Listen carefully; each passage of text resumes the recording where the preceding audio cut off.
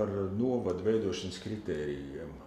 Jūs minējāt, ka varētu tikt arī palielināts kā šis novada iedzīvotājs skaits, kā slieksnis, no kura novads būtu dzīvotspējīgs. Ir izskanējis skaitlis, kas varētu būt arī par 10 000 iedzīvotāji. Ja? Ko darīt, vai tas tā varētu būt? Un, ja to pieņems, ko darīt tādam Valkas novadam, kuram ir mazāk par 10 000 iedzīvotāju un kuram negrib pievienoties nec api, nec strenči? Pirmkārt, sāksim ar to, ka mēs diezin vai šī reformas reize būs tā, kur tā iniciatīva nāks no pašvaldību deputātu lēmuma. Ka viņi izlems, mēs gribam iet tur, un tad tā arī notiks. Faktiski nav tādu pašvaldību deputātu funkciju, un to Katrēns ir izšķīrusi, pateikt, kāda būs pašvaldības teritorija. Šis ir visu Latvijas administratīvo teritorijas iedomājums, ir visu Latvijas iedzīvotāju koplēmums, ko viņi realizē caur Saeimu. Saeima ir tā, kas to lēmumu pieņem. Un šoreiz mēs iesim to ceļu, kur valdība sagatavos, un šodien arī Saeima to ir valdībai uzdevusi administratīvu iedalījumu projektu, un mēs nodrošināsim, ka visas pašvaldības, protams, kritērijus izpilda. Un būs tāds iedalījuma projekts, kas to paredz.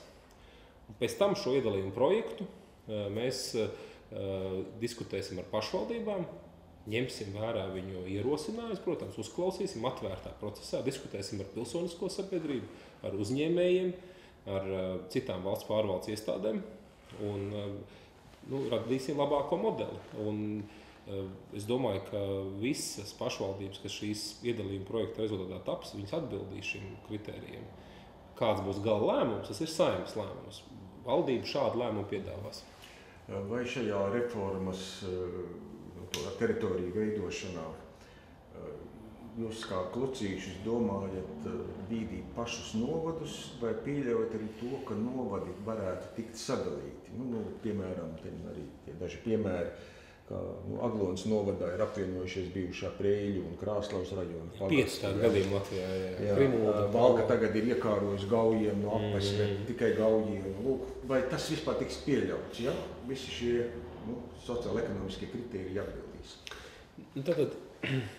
Te tā loģika sanāk diezgan administratīva, bet pēc būtības tur ir kaut kas iekšā. Tātad, ja valsts izlēmja, ka apvienojas 2 novadi viņu pašreizējās teritorijās izveido jaunu, tas nekādas papildus juridiskas slodzes nerada. Jaunais novads kļūst par visu iepriekšējo 2 novadu saistību pārņēmēju, mantas pārņēmēju, darbinieku pārņēmēju, organizē jauno struktūru, reorganizēs rezultātā un par to atbild.